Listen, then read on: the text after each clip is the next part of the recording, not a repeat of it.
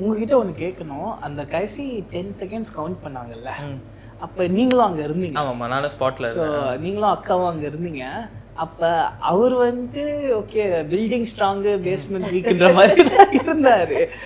நீங்கள் என்ன ஃபீல் பண்ணீங்க? ஸோ நாங்கள் வந்து அந்த லாஸ்ட் டே ஷூட்டிங் போயிருந்தோம். சரி, எக்ஸ்பெக்ட் பண்ணீங்களா? இல்லை அதான் ஃபுல்லாக go through that. So last day shooting போயிருந்தோம். லைக் ஒரு அப்போ தான் அந்த லாஸ்ட் ஃபினாலேயோட ஷூட் போயிட்டுருக்கு. சரி, நம்மளுக்கு இங்கேருந்து எட்டி பார்ப்போம், அந்த சைடு வேறு இருப்பாங்க அங்கிள். இங்கேருந்து இந்த 10th எல்லாம் அந்த காம்பவுண்ட்லேருந்து எட்டி பார்ப்பாங்கல்ல எக்ஸாமில் என்ன எழுதிருக்காங்க அப்படின்ட்டு. ஸோ அந்த டெக்னிக்காலிட்டி சில அந்த ஷெல்லு செட் ஆகணும், அந்த மாதிரிலாம் செட் ஆச்சா இல்லையான்னு தெரியல. இவங்க வேற ஃபுல்லாக கேமரா தான் இருக்கும், நம்மளுக்கு தெரியவும் தெரியாது. ஸோ செட் ஆச்சா இல்லையான்னு தெரியல. அதுக்கப்புறம் அந்த மோல்ட்லேருந்து எடுத்து வைக்கும்போது அப்பா அப்படி நம்மளுக்கு ஒரு ரிலாக்ஸேஷன் இருக்குல்ல. அந்த ஒரு த்ரூ அவுட் அந்த ஒரு 2 hours வந்து எங்கேயும் நவரில் நம்மளுக்கு ஒரு பட்டர்ஃப்ளைஸ் இருக்கும்ல.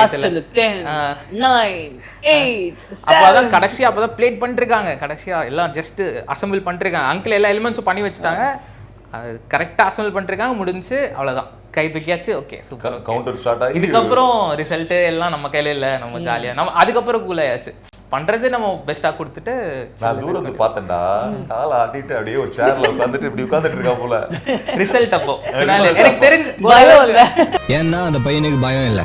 பயம் இல்ல, அது செம்ம சில் ஆயாச்சு. ஏன்னா மற்ற டிஷ்லாம் பார்த்தாச்சு. ஓகே, நம்மளுக்குள்ள ஒரு தேர்மா அது தெரியும்ல. ஸோ அதனால அது ஒரு லைட்டா ஓகே இருக்கு, வாய்ப்பு இருக்கு அப்படின்ட்டு. அதுல தான் ஜாலியா ஒரு அவங்க அந்த இது பண்ற டேபிள சைடுல போட்டிருப்பாங்க.